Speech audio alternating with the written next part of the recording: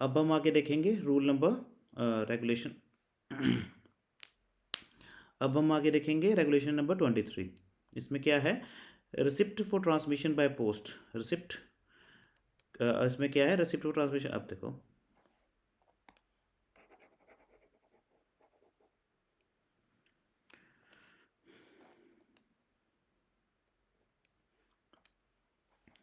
अब हम आगे देखेंगे receipt for transmission by post. इसमें क्या है, receipt shall be given to the person who presents an accountable item for transmission by post. अब जो कोई भी पर्सन है अपना अकाउंटेबल आर्टिकल बुक करवाएगा तो उसको एक रिसीट मिलेगी, ठीक है। आगे है हमारा regulation number 24, ownership of item. Item पे ओनरशिप किसकी रहेगी, इसके अंदर क्या है हमारा, हम वो देख लेते हैं। फॉर डोमेस्टिक आइटम फर्स्ट है हमारा इसमें, फॉर डोमेस्टिकली अगर कोई आइटम बुक होता है, डोमेस्टिकली डिलीवर होता है वो, उसके उस आइटम पे ओनरशिप किसकी रहेगी। An item shall remain the property of the sender until it is deliver to the rightful addressee, ठीक है, except in the case of seizure of an item under the applicable law of the land for the time being in force. इसमें क्या है, अगर कोई article domestically book होता है, domestic के लिए ही इंडिया में आर्टिकल बुक हुआ, इंडिया में ही किसी एड्रेसी के पास वो डिलीवर होगा, उस केस में जब तक वो डिलीवर नहीं होता तब तक उस वो प्रॉपर्टी किसकी रहेगी, सेंडर की। डिलीवर होने के बाद सेंडर का उस पर अपना ओनरशिप खत्म गवा देगा, ठीक है। तब वो किसकी प्रॉपर्टी हो जाएगी, एड्रेसी की।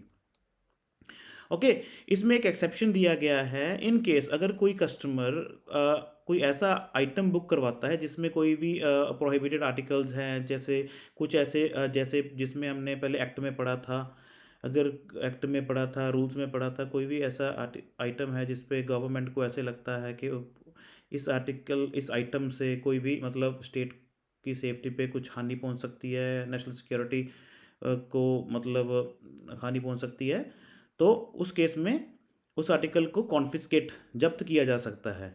अगर अगर ये केस इस आइटम पे एप्लीकेबल हुआ तो उसका कोई भी राइट नहीं रहेगा सेंटर का उस आइटम पे। ओके, सेकंड है हमारा for international item. International item के लिए में ओनरशिप किसकी रहेगी, an item shall remain the property of the sender. Sender की प्रॉपर्टी रहेगी अंटिल, जब तक it is deliver to the rightful addressee, जब तक राइटफुल एड्रेसी के पास वो डिलीवर नहीं हो जाता तब तक उस पर ओनरशिप किसकी रहेगी, सेंडर की।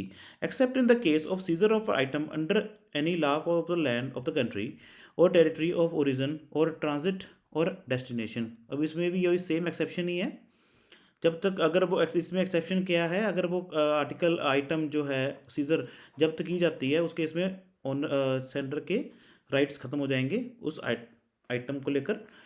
ओके, आगे है हमारा प्रोहिबिशन ऑफ डोमेस्टिक आइटम्स। अब डोमेस्टिक आइटम्स में क्या क्या प्रोहिबिट किया गया है हम उसमें देख लेते हैं। Subject to the provisions of this regulations no person shall send by post. इस रेगुलेशंस को देखते हुए, इस रेगुलेशंस के प्रोविजंस को देखते हुए कोई भी पर्सन अपने पोस्ट में क्या नहीं सेंड कर सकता। फर्स्ट में है any explosive, dangerous, filthy, noxious, deleterious substances, any sharp instrument not properly protected or any living creature, ठीक है, which is either noxious or likely to injure item in course of transmission by post or any officer of the post office. इसमें एक broad meaning है, कोई भी ऐसा item है जिस जो कि एक्सप्लोसिव, जो कि फट सकता है, डेंजरस है, खतरनाक है, फिल्थी है, नॉक्शियस है, डिलीटेरियस है, जिससे कोई किसी भी एम्प्लॉय की या किसी कस्टमर की या किसी की भी हेल्थ को नुकसान पहुंच सकता है, उस केस में इस आर्टिकल को प्रोहिबिट किया जाएगा, ठीक है। मतलब सेंडर इस आइटम में इस आर्टिकल्स को नहीं भेज सकता। Okay, anything likely to injury and any item during transmission by post or any officer of the post office. अगर कोई रास्ते में कोई भी आइटम को खराब मतलब नुकसान पहुंचता है या किसी ऑफिसर को कोई नुकसान पहुंचता है, उस आइटम को भी वो सेंडर नहीं कर सकता। Any ticket, proposal, advertisement or any other matter related to lottery except the case where the lottery is organised or authorised by the central government or the state government. सिर्फ registered lotteries को ही वो इस item के जरिए भेज सकता है। आगे क्या है हमारा, डी पॉइंट में any indecent, immoral, obscene printing, painting, photograph, lithograph, graving, books. अब इसमें क्या आएगा, कोई भी ऐसी चीज़ जिससे भद्दी चीज़ है, उस पर कोई भी कुछ ऐसा प्रिंट उसमें डाल देता है जो कि बहुत भद्दा है, ठीक है, वो भी सेंड नहीं कर सकता, ठीक है। आगे क्या है, any item having thereon or on the cover thereof any word mark design of an indecent obscene seditious scurrilous threatening or grossly offensive character. इसमें क्या है, कुछ भी नहीं है। अब देखो कोई भी ऐसा आइटम जिस पे कुछ भी ऐसी इमेज लगी हुई है जो बहुत ही सिडिक्शियस है, ठीक है, ऑब्सीन है, भद्दी है, ठीक है, वो भी आइटम नहीं बेच सकता। Any item having thereon or on the cover thereof any matter which is prejudicial to the maintenance of the law and order. कोई भी आइटम ऐसी नहीं बेच कर सकता जिससे कोई लॉ एंड ऑर्डर को कोई law and order of the land violate हो, ठीक है।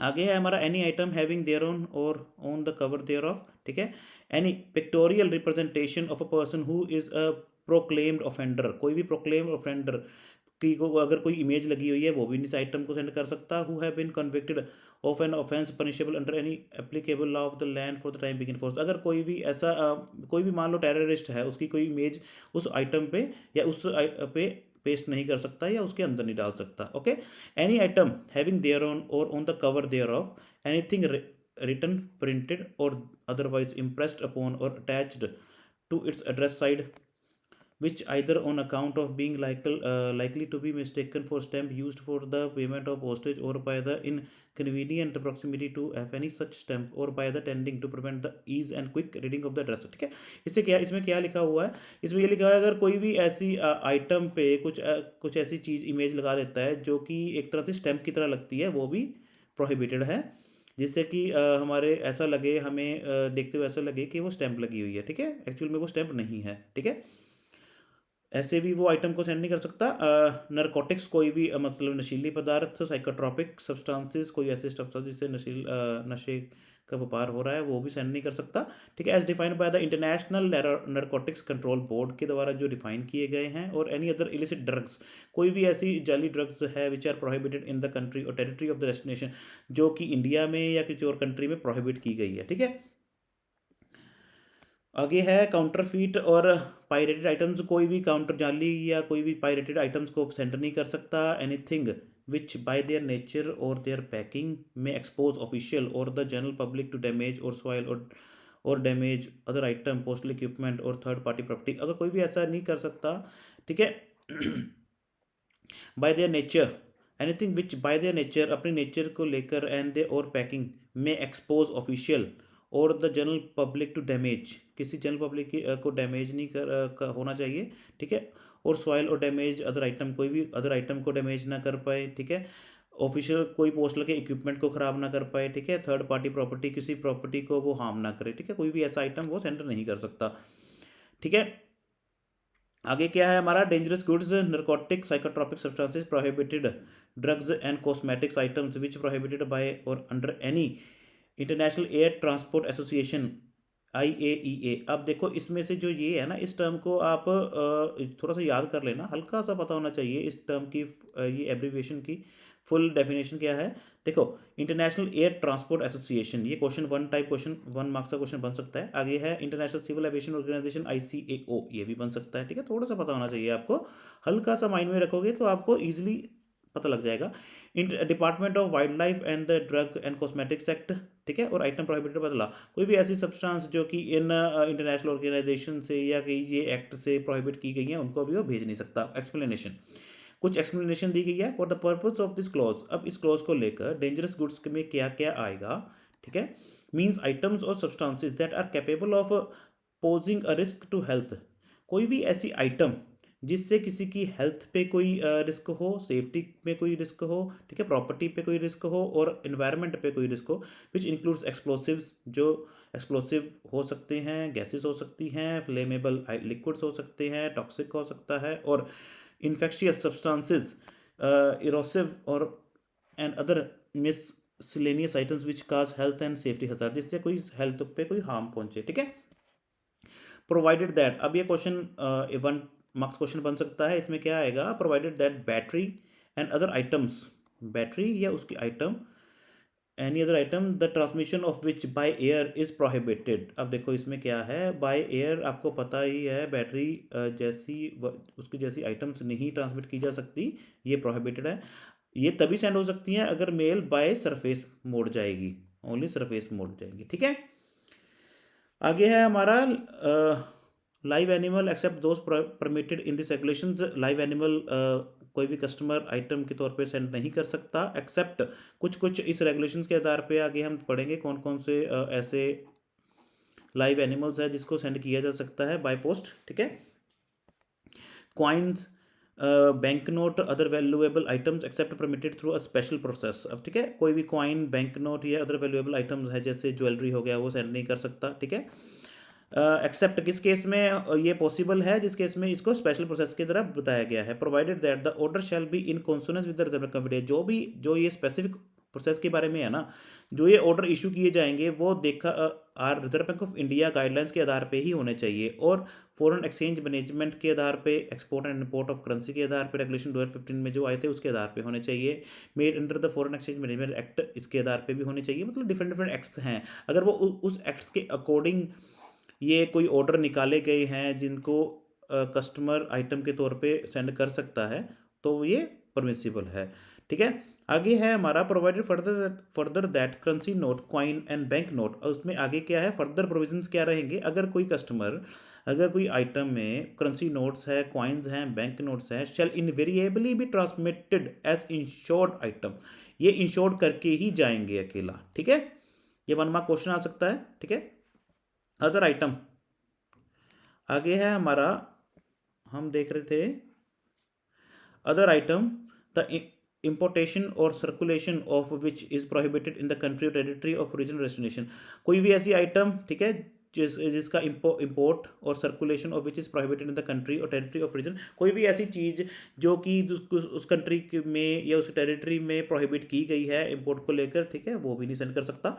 Document having the character of current and personal correspondence. ठीक है, कोई भी ऐसे डॉक्यूमेंट जिसमें कुछ character of current and personal correspondence with the exception of archived material exchanged between person other than the sender and addressee of the living with them। ठीक है, इस आर्टिकल्स को भी वो भेज नहीं सकता। Anything prohibited in the international postal service by the UPU और एनी अदर ऑर्गेनाइजेशन। अगर कोई भी आइटम है जिसको इस इंटरनेशनल ऑर्गेनाइजेशन के द्वारा प्रोहिबिट किया गया है वो भी नहीं सेंड कर सकता है। Any other item prohibited by central government for timing cross. या फिर ये ब्रॉड सेंस में आप कह सकते हैं, अगर कोई भी सेंट्रल गवर्नमेंट किसी आर्टिकल आइटम पे कोई रोक लगा देती है तो वो भी सेंड नहीं किया जा सकता। आगे है हमारा prohibition of international item. 26th regulation है हमारी प्रोहिबिशन ऑफ इंटरनेशनल आइटम। जो हमने पहले पढ़ा था वो डोमेस्टिक के केस में था। ठीक है, अब हम देखें इंटरनेशनल आइटम्स के केस में किस किस चीज़ों को प्रोहिबिशन में आती हैं।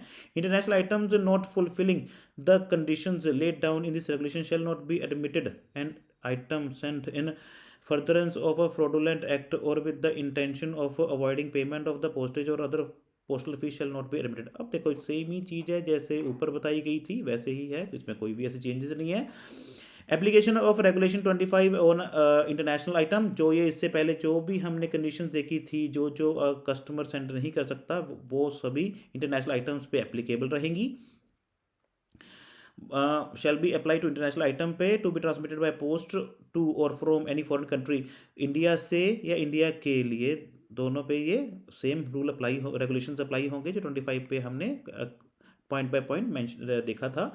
ठीक है, territory except in the following cases namely, उसमें क्या होगा, किस किस केस में ये छूट है इसमें। Such dangerous goods which may be transmitted by post between the country or territory of origin and destination that have declared their willingness to admit them either reciprocally or in one direction provided that they comply with the national international relevant law। अब देखो, अब ये किस case में इसको मतलब थोड़ी सी छूट है। अगर मैंने इसमें पहले मैंने आपको कहा था कि अगर कोई भी ऐसा आइटम जिस कंट्री में वो जा रहा है उस कंट्री के अगर वो लॉ को वायलेट करता है, ठीक है, तो उस आइटम को आप सेंड नहीं कर सकते। ठीक है, इस केस में क्या है, अगर कोई कंट्री में सच आइटम मतलब उसमें अलाउ की गई है तो वो सेंड की जा सकती है। ठीक है, live animals which shall be admitted in, कौन कौन से लाइव एनिमल्स होंगे। ठीक है, अब इसमें थोड़ा सा देख लेते हैं। Letter post item other than insured item. ठीक है, letter post items other than insured items. ठीक है, उसमें क्या है, बीज हैं, लिचीज हैं, सिल्क वॉर्म्स हैं, पैरासाइट्स हैं and destroyers of noxious insects intended for the control of those insects and exchange between official recognised institution, ठीक है, अगर ऑफिशियली रिकॉग्नाइज्ड इंस्टीट्यूशन में आपस में हो रहा है तो वो भी अलाउ किया गया है, ठीक है। ये कुछ लिविंग एनिमल्स हैं जो अलाउ किए गए हैं आइटम के तौर पे, ठीक है। बीज हैं, लिचिस है, सिल्क वॉर्म है, पैरासाइट्स हैं।